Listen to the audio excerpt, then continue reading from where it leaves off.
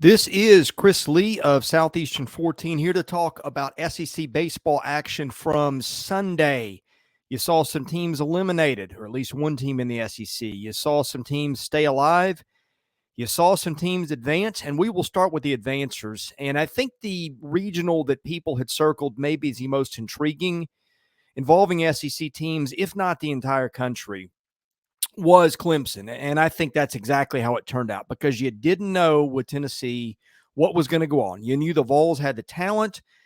You knew the Vols had the pitching depth. You didn't know if the Vols had what it took to win on the road. And after Tennessee in the game of the tournament on Saturday night advanced through Clemson in extra innings, Clemson looked, I'm not going to say look deflated because I didn't see it, but according to people that watch, Clemson, I think that Tennessee's win over Clemson on Saturday night took a lot of wind out of the Tigers' sails. Now, why do I say that? Because in baseball, look, it's two things sometimes. It's what you have, and it's where do you catch some breaks, whether that be a guy booting a ground ball or who's in your matchup. And look, the Vols, it's good to be good, but sometimes it's good to catch a break. And I think Tennessee made its own break on Saturday by knocking off Clemson in a white-knuckle game where Tennessee's pitching just got the job done, and Tennessee got just enough hits.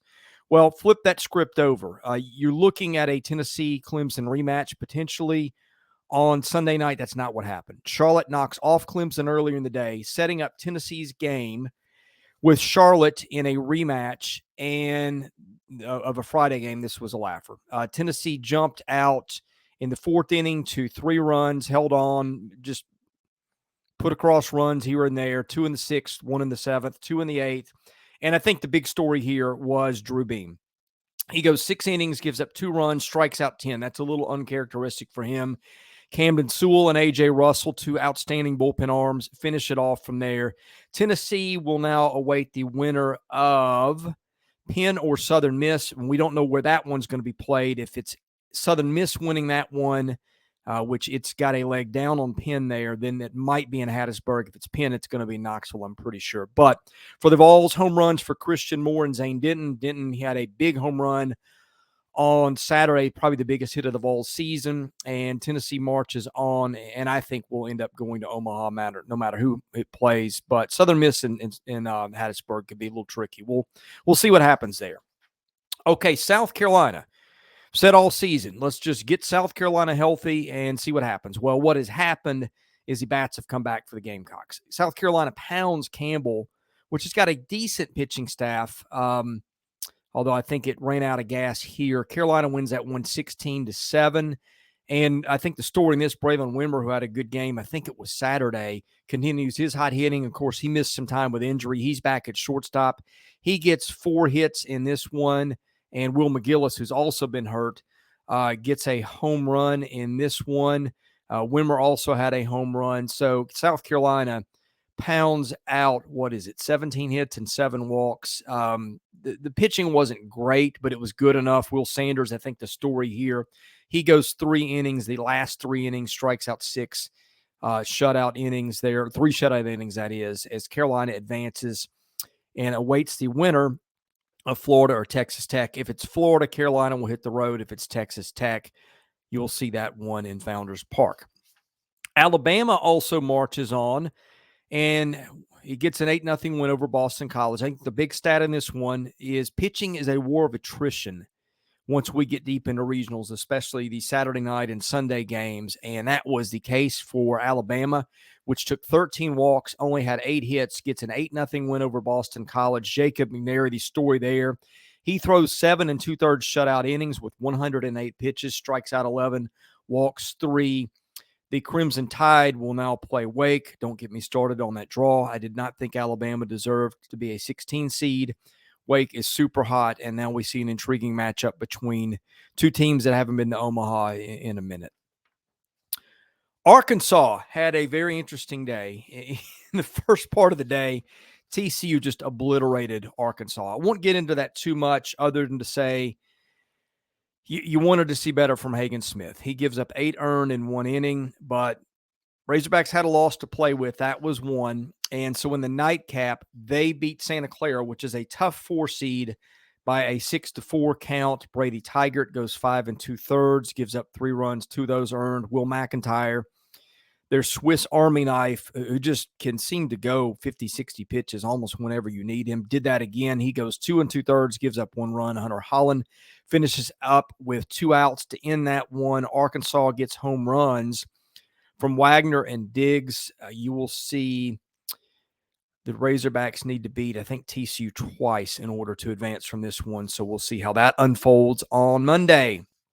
Kentucky also stays alive. The Cats, boy, the offense is back for these guys. 14 hits. That's what Kentucky does, is it just kind of chips away usually, but that's not what it did in this game. We have bemoaned the Cats' lack of home run power. Well, that was not an issue for Kentucky on Sunday. Devin Burks, Hunter Gilliam, Waldschmidt, McCarthy all hit home runs for Kentucky, which also takes 4 walks, turns that into a 16-6 victory. The pitching not great at any point, but Kentucky's got a lot of usable arms. That's what it did. It threw 4 guys in that one. Kentucky with a chance with a rematch with Indiana to advance to a super regional. Florida stayed alive after losing Saturday night, beats Texas Tech 7-1.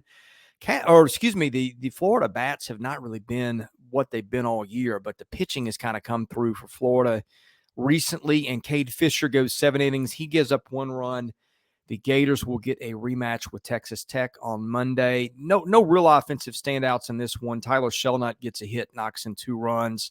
So does Wyatt Langford. No home runs for the Gators in this one. Curlin and Langford hit doubles.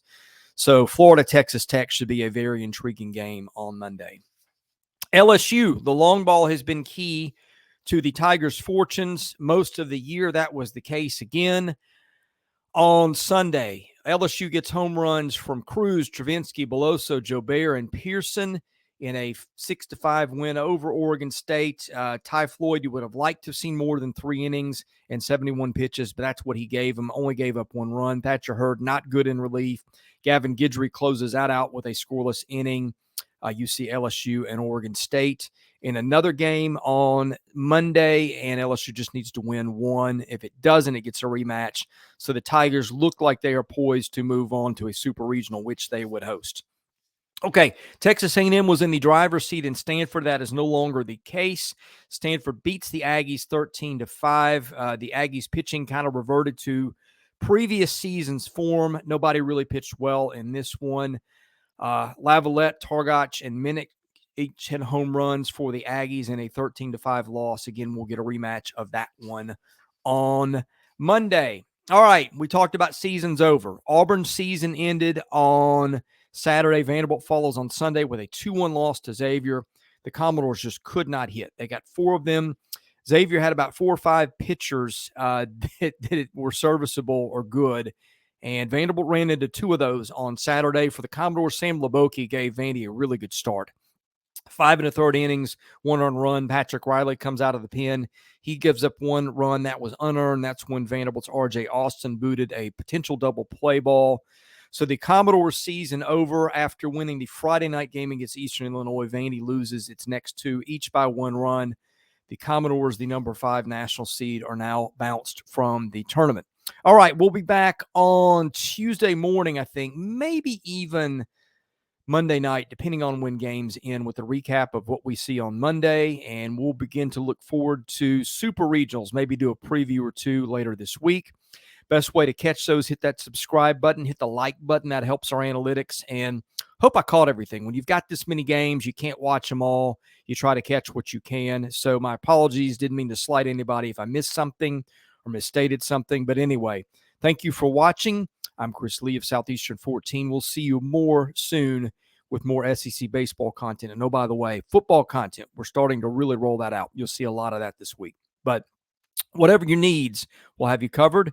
I'm Chris Lee of Southeastern 14. Thank you again for watching. We'll see you soon.